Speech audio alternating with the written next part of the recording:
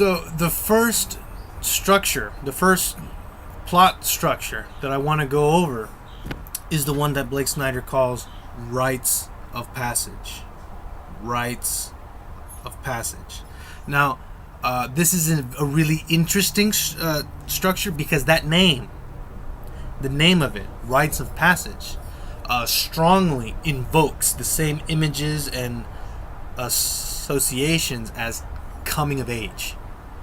Coming of age, rites of passage, right? They seem interchangeable. So that means, I'm going to start there. I'm going to start by explaining explaining the differences between those two as I understand them. Okay, so that way we can be clear. Plainly put, coming of age, the term that we all know, coming of age, is a genre of film. It's a genre of film, like noir or Western, okay? And it's normally about young people, right, dealing with issues that have them come out the other end as more mature people. Young people, ignorant or whatever, experience some kind of conflict, they go through it, and by the end, they are more mature, right? Coming of age. That's a genre. Now, a good example of a film like that is The Breakfast Club or Stand By Me. I love those movies. Or maybe something like Tom Sawyer, maybe. Or even, maybe this is pushing it, To Kill a Mockingbird. To Kill a Mockingbird. If you think about it from the point of view of Scout, through the course of the story, she learns quite a bit about other people and how other people think and the idea of culture and how people are hard to change. That's so she grows up in a sense in this. So maybe that's pushing it, but you see what I'm saying. Now, as a writer, okay, a story that is classified as young people that mature through conflict, if you think about it, it's pretty vague. I mean, if you wanted to, you can throw in that same group movies like The Sandlot or Little Rascals, maybe E.T. or The Goonies, right? So if you're going to put E.T. and Breakfast Club in the same group, it becomes pretty obvious that the only thing that's bringing those two movies together is the age of the cast. Doesn't seem like an angle as a writer that you can work with. As human beings, we can appreciate the rationale behind that way of grouping things. If you work at a video store and you need to categorize movies to put them in groups, going for coming of age, young kids kind of film, that makes a lot of sense, right? All the young people movies, young kids are going to be here. But as writers, right, our antennas, our points of interest is in the shape, the structure, the texture, and the design of plot. Okay? Ages of the people be damned. I mean, it just so happens that young people have tendencies to fall into certain kinds of stories, and that's fine. But as writers, we want to group the movies or stories in a way that speaks to us and to what we do. We want to talk about the stories and the plots, the conflicts, the kinds of things that happen in the story. If I just tell you the movie has kids in it, you don't know what the hell the movie's about. It can go in any direction, right? So let's try to be more specific. So now let's get to rites of passage. We just talked about coming of age as the genre. Now let's talk about rites of passage, the structure, the actual story structure. Now, as I just got done saying, the rites of passage, the rites of passage story has within it elements that makes it so that it's very easy to write it for young people and kids. But as I'll explain, there are components in there, pieces towards that structure that make it universal. That if you wanted to, you can make a rites of passage story for anybody. Young people, old people, it can work. And I'll explain it here, okay? So, here we go. What are the important features, the important moving parts of the rites of passage? Not coming of age, rites of passage kind of story. What are the essential features? Well, luckily there's only a couple. Primarily, the birthmark, so to speak, that will tell you if you're watching a film that is the rites of passage kind of film. The birthmark that you want to look at, right? The fingerprint, is the villain. It's the villain. The villain. In rites of passage stories, sometimes they have a villain. A villain. I said sometimes. Sometimes they have a villain, an evil person, who is at the, or, excuse me, I kind of got off on the wrong foot there. Rites of passage films are special in that the main villain, the central of conflict, of which all the story comes from, right, is not centralized in one person or in an institution or something, right? It's not Darth Vader. Star Wars, what's the villain, right? It's the Sith. It's Darth Vader. In a Marvel film, it's Hydra or it's Loki or whatever, right? They are the villains of which the whole thing hangs around, right? In a coming of age, in a rites of passage plot, there is no villain like that of which all the things hang. It might have a villain, but the actual where it all comes from is not any individual person. It's immaterial. It's actually, for lack of a better term, life. It's life.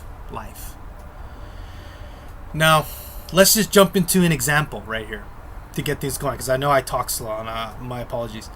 One of my favorite movies, my favorite movie from Pixar, one of my favorite movies of all time is Up. It's great.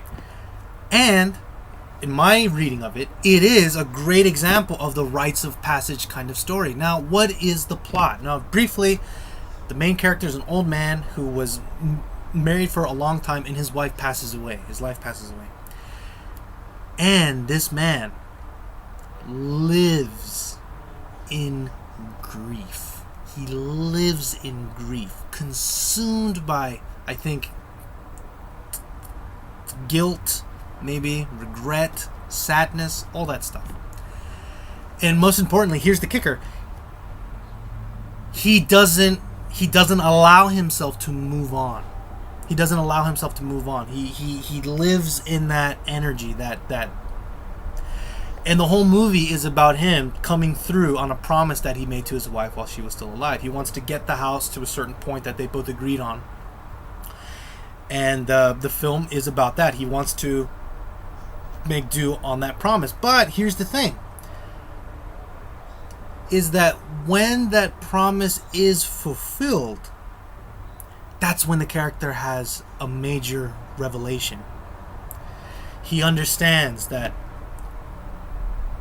rather, he's put in a position where he has to make a hard choice. He has to make a choice between his house and all the memories of his wife that he loves very much, or the life of a young boy that he just met that came into his life that he's beginning to feel a bond for.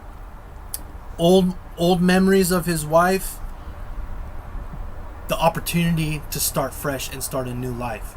And he has a revelation. He understands. He loves his wife very much. He's loved her. He still loves her. He will always love her. But he's allowed her death and the grief to hold him back from moving on. And he makes that very personal and very difficult choice. Realizing what's important. He makes that difficult choice of letting go of his wife. Letting go with his wife. He understands that it's what his wife would want him to. He understands that he hasn't let go of his wife because of all these feelings of guilt and remorse, but he understands now it's time to move on. He loves his wife, but now he needs to let go for himself and for herself and for everybody. And in that choice, there is, and this is the main thing here, there is an acceptance. There is an acceptance that his wife is dead and gone, and that's the end of it. You see, rites of passage films are about characters coming into conflict, or coming into contact rather, with those very, very difficult and unfortunate truths about life. Up deals with death. Death is very hard. We all know, and now I'm talking about life in general. We all know that our parents are going to die someday. We know that we are going to die and leave our kids behind. Everything that we love is falling apart. It's not going to last forever. And although we know it logically, when it happens to us in real life, it's hard to accept it. And not wanting to accept it, we do all kinds of things. We resist it. We live in denial, push people away, all these negative things. And these films are films about characters in those positions that experience whatever adventure it is that they experience, that helps them realize that those uncomfortable truths that they've fought so hard to fight against, they've realized that those things are a part of life. A part of life. There's nothing that you can do about it. And through that understanding, you can find the peace that you need to accept it. I love my parents, but they will die. That's the way it is, and I accept it. I can move on. And through that acceptance, you find peace. You can smile again. You can love again, and you can move on. Now, up is with death, as I just said. But there's all kinds of ways you can do it. You have a friend that inherits a bunch of cash, and they move on and they find other friends, and they leave you in the dust. That's very sad, but it's just how people are, and some people grow up and they grow apart. We lose friends. Sometimes life doesn't turn up the way that we want it to, in all kinds of ways. Maybe we come out as being homosexual and the family rejects us, and we have to find the strength within ourselves to forgive them and move on. That's the common theme. That's the common plot points. That's the structure of the film, is that the character's unwillingness to accept life and the journey through which by the end of it they find it whatever it is that they need to accept it, and they move on. And through their acceptance, we applaud them, because life is really tough to accept, but when you do it, it makes all the difference in the world. That's what a rites of passage film is. Accepting life, the good and the bad, and understanding that that's just what it is. Okay? So, what are some movies that you've seen that these kinds of points ring a bell in? There's all kinds. Leave your ideas in the comments below. And thanks for tuning in, and I'll see you guys on the next upload. Peace out.